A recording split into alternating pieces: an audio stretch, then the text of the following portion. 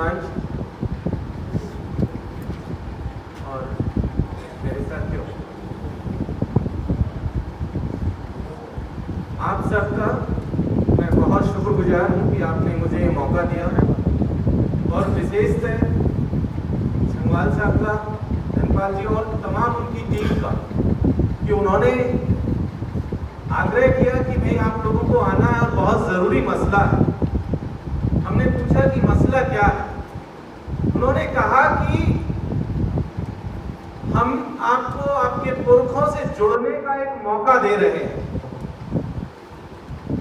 आपके पुरखों की विरासत के ऊपर एक बड़ा लंबा अटैक हो रहा है और ये जो हमला है बहुत ही सुनियोजित तरीके से हो रहा है, क्योंकि ये हमला स्टेट स्पॉन्सर्ड भी है, सरकार के द्वारा समर्थित भी है। और इसीलिए जब हम लोग ये प्रोग्राम कर रहे हैं तो इसलिए जरूरी है कि हमारे कबीले के तमाम लोग वहां पर आए। सर, हम आपका तहे दिल से शुक्रगुजार हैं। मैं बात शुरू करता हूं, आप सबको सबसे पहले जोहार पेश करते हुए। साथियों, जब आज हम अपने पुरखे को याद कर रहे हैं भेज देना तो पुरखे को याद करना कोई छोटी मोटी बात नहीं है, बहुत बड़ी बात है। पुरखे को याद करना हमें अपनी जड़ों से जोड़ता है। वो जड़ें जिनको कि लगातार काटने की कोशिशें पिछली कई सदियों से चल रही हैं, और अगर ये कोशिशें नहीं होती तो शायद ये प्रोग्राम आज नहीं होता। आप याद कीजिए, आप कह रहे हैं कि ये शहर जिनके नाम पर बसाया गया है, बुंदा मीना जी, उनकी एक प्रतिमा के लिए आप लड़ाई लड़ रहे हैं और मामला कोर्ट तक पहुंच गया है। दूसरी तरफ आप देखिए, पूरा शहर कोटा से हम लोग आ रहे हैं और बूंदी तक आते आते कहीं पर भी आपके पुरखों का नाम, उनकी प्रतिमा, उनका कोई पोस्टर या उनके नाम पर कोई इमारत का भी जिक्र नहीं है। ये आपकी स्थिति है और यही वो खेल है जिसके जरिए आपको आपकी जड़ों से काट दिया गया और इसी वजह से आज हम लोग यहां पर हैं। क्यों जरूरी है? जब आज हम लोग अपने पुरखों को याद कर रहे हैं तो बहुत जरूरी है इस बात को याद करना कि हमारी शुरुआत कहां से होती है, क्योंकि बात इतिहास की है। और जब बात इतिहास की है तो जिस तरीके की साजिशें हमारे साथ इतिहास में हुई, उस साजिश को भी बेनकाब करने की जरूरत है। आपको याद होगा ये जो इतिहास लिखने का काम शुरू हुआ, कौन लोग थे, किनके लिए लिखा गया, क्या मकसद था, वो सारी चीजें आपके जहन में क्लियर हो जाती।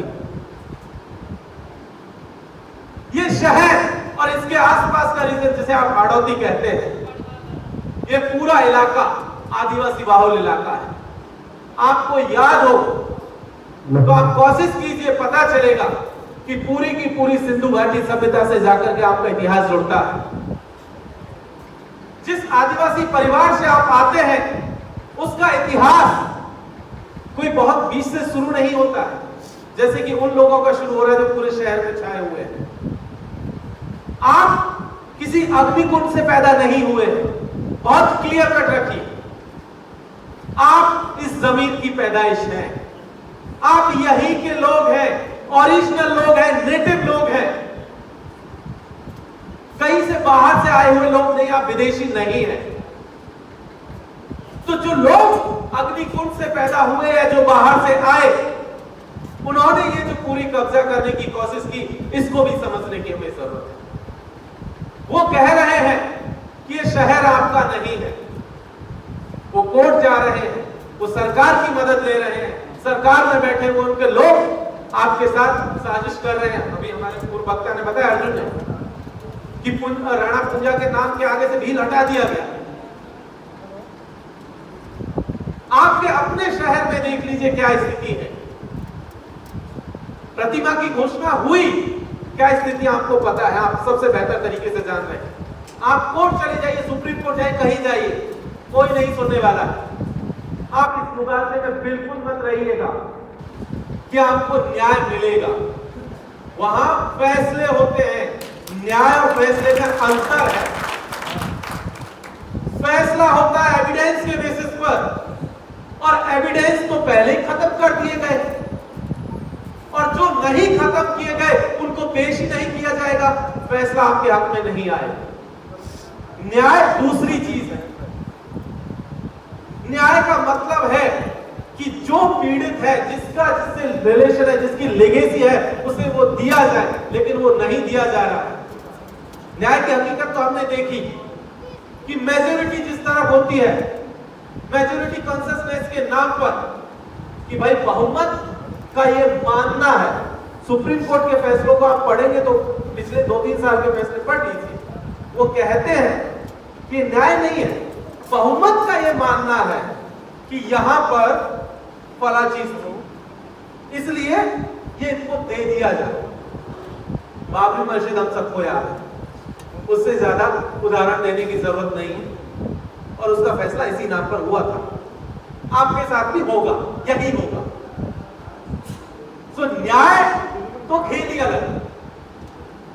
बात यह है कि जब आप अपने पुरखों से जुड़ रहे हैं तो आप अपने इतिहास को खुद खंगालिए, और आपका इतिहास, आपके पुरखों से जुड़े हुए लोग, यहां पर भी शायद कई लोग आए हुए हैं, ज्यादा समाज से लोग होंगे, यहां पर है शायद कई स्पीकर्स में है, वो आपको देंगे आपका असली इतिहास।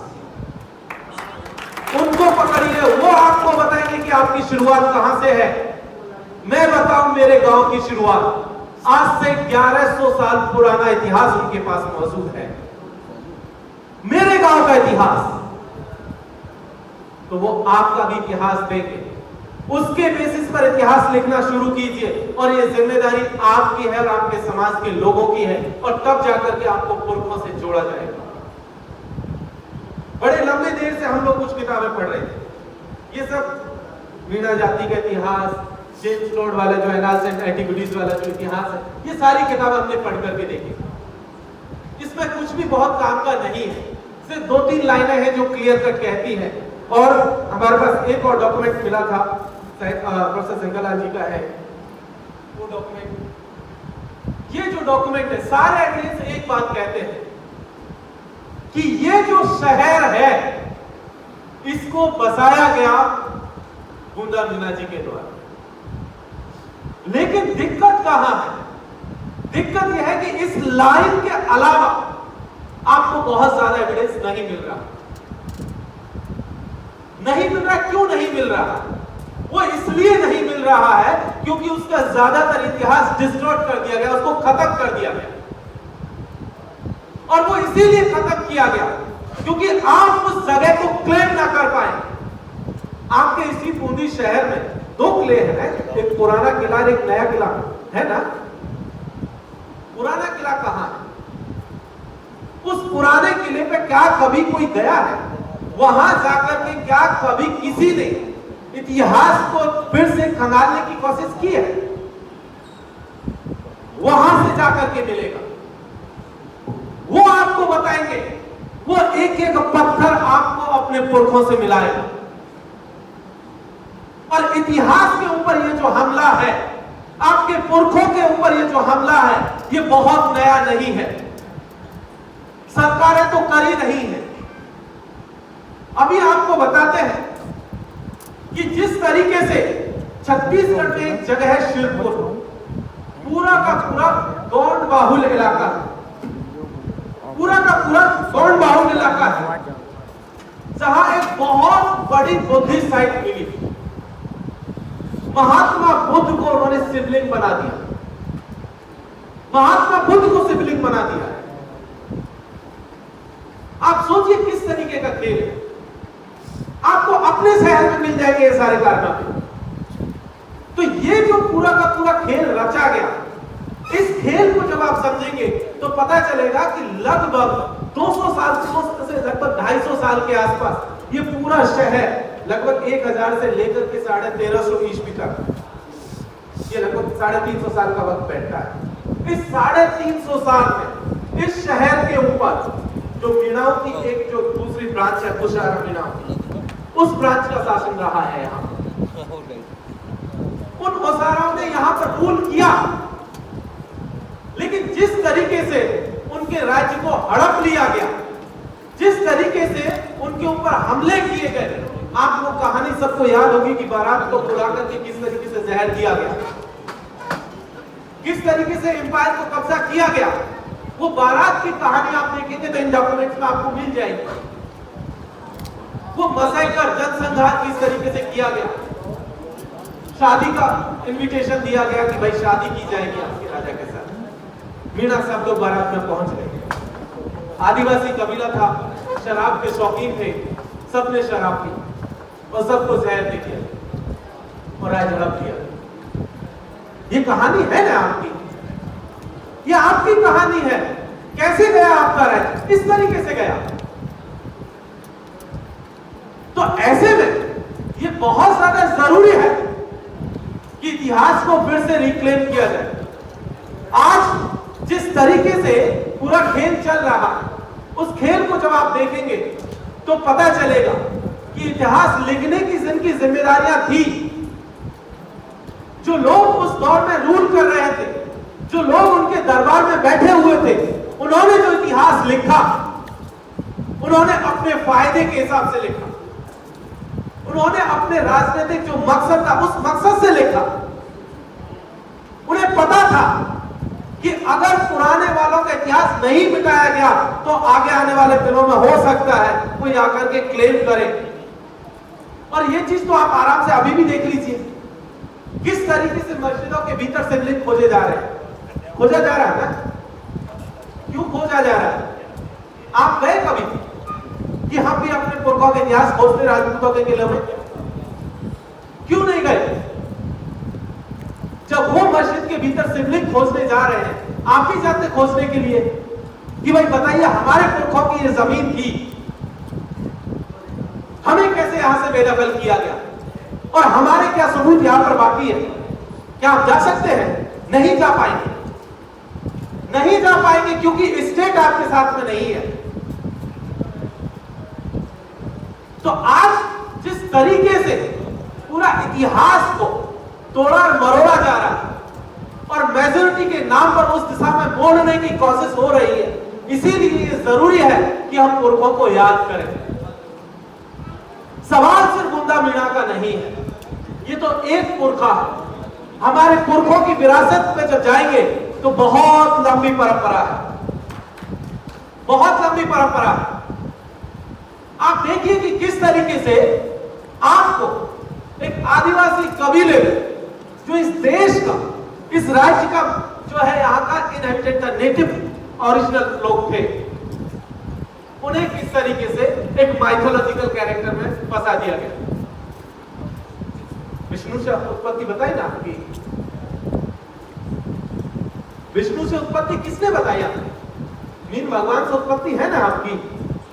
कुछ लोग बता के गए होंगे आपको, कहा होगा कि आप मछली से वो पैदा हुए हैं, शास्त्रों में लिखा गया है। यही खेल उन्होंने किया और यही जो खेल था, इस खेल में आप यही मात खा गए। और मात इसीलिए खा गए क्योंकि उन्होंने आपको एक लाइन ड्रॉ करके दे दी, उन्होंने आपको बहुत चुपके से आदिवासी से हिंदू बना दिया। जैसे ही आप विष्णु के अवतार बनते हैं, मछली से पैदा होते हैं, आप आदिवासी नहीं रह जाते। ये ध्यान रखिए, आप जनजाति हो सकते हैं, आदिवासी नहीं रह पाएंगे। ये बहुत क्लियर कट है। जैसे ही मछली से आपकी उत्पत्ति हो गई, उन्होंने तथागत बुद्ध को भी नहीं छोड़ा, उन्होंने तथागत बुद्ध को भी विष्णु का 11वां 12वां अवतार बताया ना, और पूरे के पूरे बुद्धिज्म को जो है इनकॉर्पोरेट कर लिया, हड़प लिया। उन्होंने बुद्ध की मूर्तियां लगवा दी और उन मूर्तियों पर अगरबत्ती मोमबत्ती जलवा दी, उन्होंने उनके सामने दिए रखवा दिए, उनकी पूजा पाठ करवा दी। इसीलिए ये जरूरी है कि साजिश जो है आपके खिलाफ सिर्फ एक जगह से नहीं हो रही, बहुत जगह से शुरू हुई है। अब आप ही हमें ये बताइए कि विष्णु से उत्पत्ति कितने दिन पुरानी है आपकी? कब से आप विष्णु से उत्पन्न हुए? मत्स्य पुराण से ना, मीन पुराण, मुनि महाराज जो मगन सागर जी थे वहीं से ना? कितना पुराना इतिहास है उनका? कितना? 1944। उससे पहले आप क्या थे? उससे पहले विष्णु के अवतार थे आप? 1944 में उनका एक पुराण आता है और 1944 से आप तुरंत जो है आदिवासी से हिंदू बन जाते हैं, विष्णु के अवतारी बन जाते हैं। ये जो सिलसिला शुरू हुआ, यही दरअसल वो जगह थी जहां से आपको अपने पुरखों से अलग किया गया। वो एक साजिश नहीं है। वो कल कुंदा मीना को जब राजपूत कहते थे तब आप क्या कर लेते? अभी तो आप कुंदा मीना के इतिहास को लेकर के लड़ रहे हैं कि पनोरमा लगे। अगर मान लीजिए उन्होंने पनोरमा लगा कर उसके आगे राजपूत लिख दिया तब क्या कर लीजिए? और वो इनकॉर्पोरेट कर लेंगे क्योंकि उन्होंने पहले भी किया है।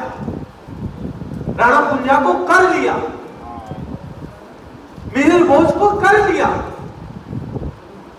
तो कोई बड़ी चीज नहीं है उनके लिए इनकॉर्पोरेट करना। फिर आप कैसे लड़ेंगे ये लड़ाई? तो इसीलिए जब आप ये लड़ाई लड़ रहे हैं तो पूरी ईमानदारी से लड़िए और इस साजिश को समझिए कि कहां से इसमें पूरा का पूरा खेल रचा जा रहा है। आपको याद कीजिए संविधान सभा की बहस। संविधान सभा की जब बहस हो रही थी तो आदिवासियों की संविधान सभा का आप पूरा संरचना देखिए, आपको कहानी समझ में आएगी। यहां तक कि कैसे आपके पुरखों को काटा गया आपसे। संविधान सभा में 300 मेंबर चुने जाने थे। कहा गया कि इस देश की 1 लाख की आबादी पर एक व्यक्ति चुना जाएगा। 30 करोड़ के आसपास आबादी थी, 300 व्यक्ति चुने गए। आपके कितने लोग थे?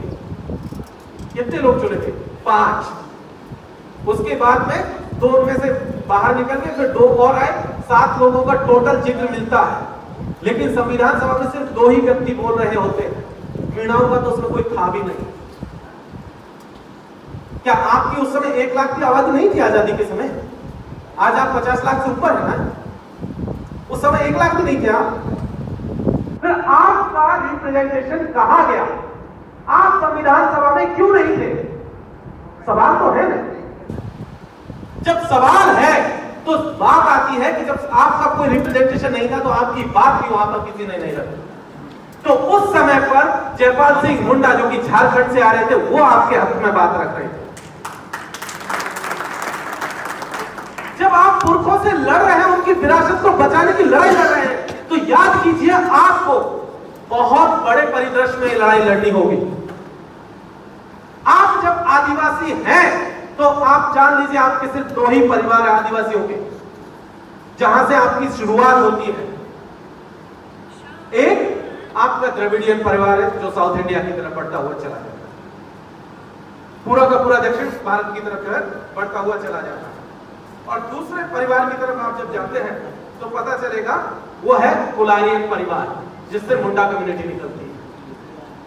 आपके ओरिजिन इन 2 समाजों से है, ध्यान रखिएगा, भूलने की जरूरत नहीं है। और ये मत्स्य के चक्कर में बिल्कुल मत पड़ जाइए।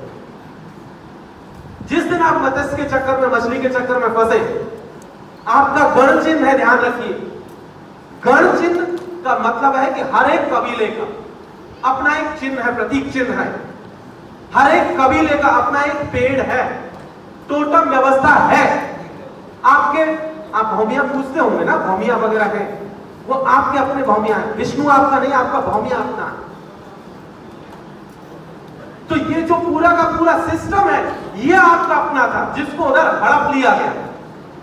तो आप ये याद रखिएगा कि 2 ही परिवारों से आप आते हैं। इस देश का पूरा आदिवासी समाज 2 परिवारों से है, एक द्रविडियन परिवार है और एक कोलारियन परिवार है। और उस कोलारियन परिवार की शाखाओं में मीणा आते हैं, ध्यान रखिए। कोई लाख कोशिश करे, लगातार आपको कहा जाता है कि आप तो फर्जी आदिवासी हैं, आप कौमा के चक्कर में आ गए हैं और नए के चक्कर में आ गए हैं और ई के और आई के चक्कर में आदिवासी हो गए हैं, जनजाति हो गए हैं। ये बहुत फर्जी डिबेट है, बहुत सतही डिबेट है, इसका जमीन पर कोई वजूद नहीं। जब आप इतिहास खंगालना शुरू करेंगे तो आपको पता चलेगा कि आप इस देश के ओरिजिनल वारिस हैं, आप इस देश के मालिक हैं। किसी को यह हक नहीं कि वो आपसे अपनी विरासत छीन ले। वो कोई सरकार हो, कोई संस्था हो, कोई व्यक्ति हो, कोई आपसे अपनी पहचान नहीं छीन सकता है, ये याद रखें। और जब ये चीज आप याद रखेंगे तो आप यकीन मान लीजिए आपसे आपके पुरखों को कोई छीन नहीं पाएगा। आप बुंदा मीणा की पनोरमा की बात नहीं है, आप पूरा शहर रिक्लेम कीजिए। प्रतिमा तो बहुत छोटी सी बात है, शहर को रिक्लेम करना शुरू कीजिए। जिस तरीके से आपके होर्डिंग्स लगे हुए हैं, अगर हर 3 महीने 4 महीने में इस तरीके के 2 होर्डिंग्स भी शहर के बीचों बीच लग जाए तो आप जान लीजिए आपने शहर को रिक्लेम करना शुरू कर दिया। आपने देखे हैं वो बड़े बड़े होर्डिंग्स, लगभग 15 बाई 20 फीट के आसपास है, तो कोई 10 बाई 20 का है। जितना गर्व आपको होता है, विरोधी के सीने को उतना ही सांप लौटता है, ये जान लीजिए। जब आप पब्लिक प्लेस पे उस पोस्टर को लगाते हैं, उस समय आप उस पब्लिक प्लेस को, उस शहर को अपना रिक्लेम कर रहे होते हैं। और इसी चीज को आपको याद रखना है, आपको शहर रिक्लेम करना है।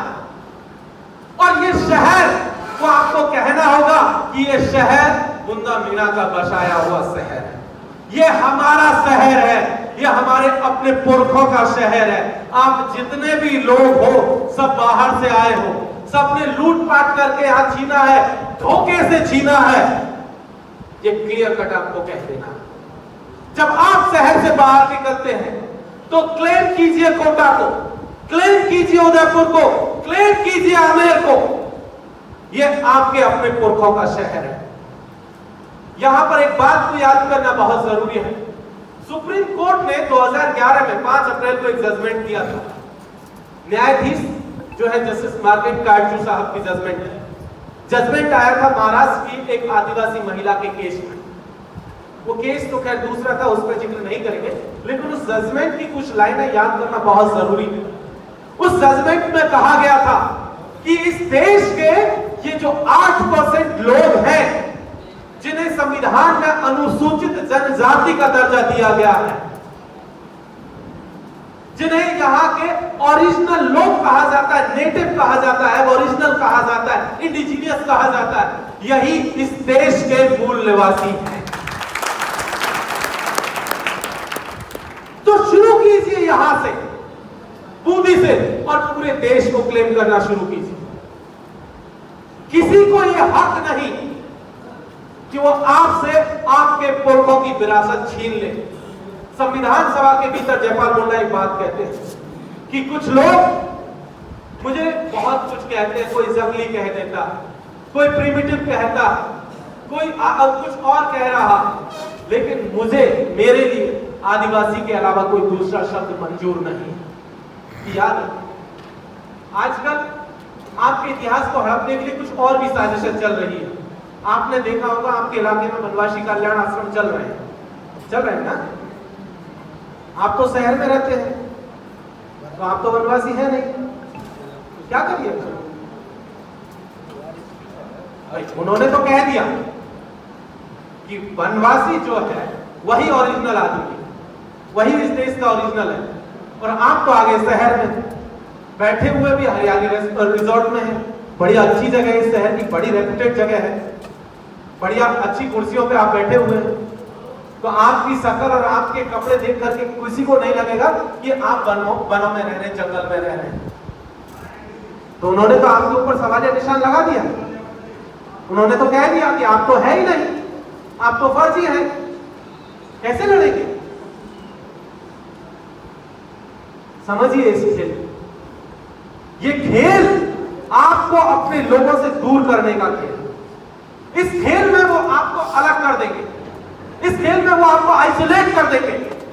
और वो चाहते हैं ये करना कि भाई इनके हाव-भाव नहीं लगते, ये तो अच्छा खाते, अच्छा पहनते, अच्छा रहते हैं, ये तो शहरों में रहते हैं, इंग्लिश स्कूल में पढ़ते हैं, विदेशों में जाते थे प्रोफेसर गंगा साहेब जी भाषण देते हैं, पढ़ाते हैं विदेशों में बच्चों को, कैसे कहेंगे कि आदिवासी? उन्होंने तो नकार दिया। तब वहां पर आपको क्लेम करना है कि आदिवासी का मतलब यह नहीं है कि कोई जंगल में रह रहा है, कोई पहाड़ पे रहता है या पठार में रहता है, कोई मैदानी इलाकों में रहता है तो आप ये डिवीजन करेंगे। नहीं, हमारी अपनी एक कबीलाई संस्कृति है, हमारी अपनी एक पहचान है, हमारे पूर्वज हैं जो कॉमन है, उनकी विरासत कॉमन है, उनका इतिहास कॉमन है, उनकी संस्कृति कॉमन है, और उसी को हम लोग आगे आज लेकर के बढ़ रहे हैं, और इसीलिए हम आदिवासी हैं।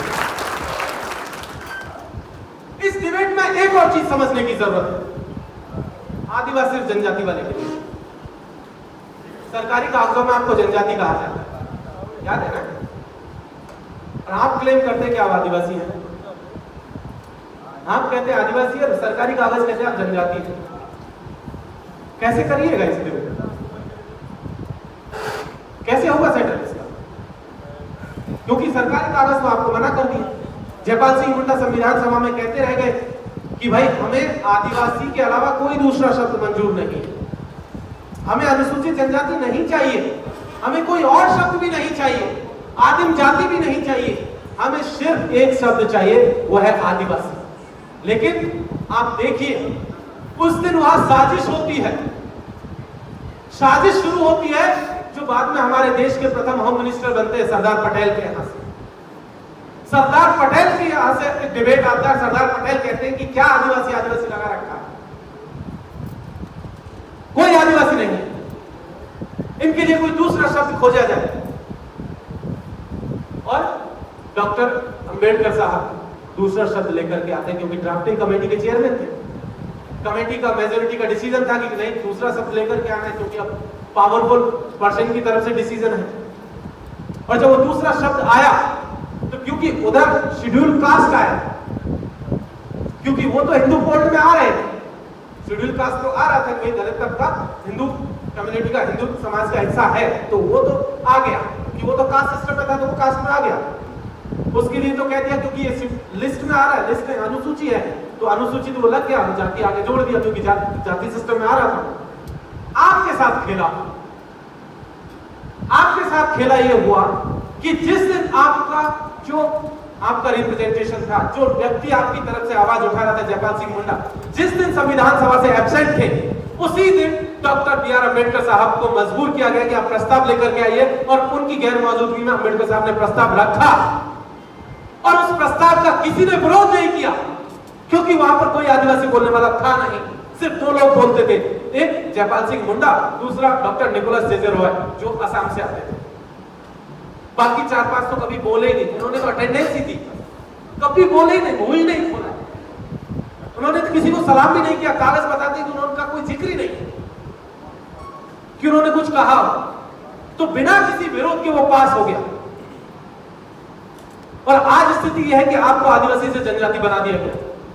लेकिन एक इसमें खेल है, जनजाति कोई भी हो सकता है, वो अपर कास्ट भी हो सकता है, ध्यान रखिएगा। उत्तराखंड के पंडित जो हैं जनजाति हैं, उत्तराखंड के ठाकुर जनजाति हैं, ध्यान रखिएगा, शेड्यूल ट्राइब में है वो। तो इसका मतलब आपको यहां भी खेला हुआ आपके साथ, यहां भी आपको डिच किया गया, यहां भी आपके खिलाफ साजिश हुई।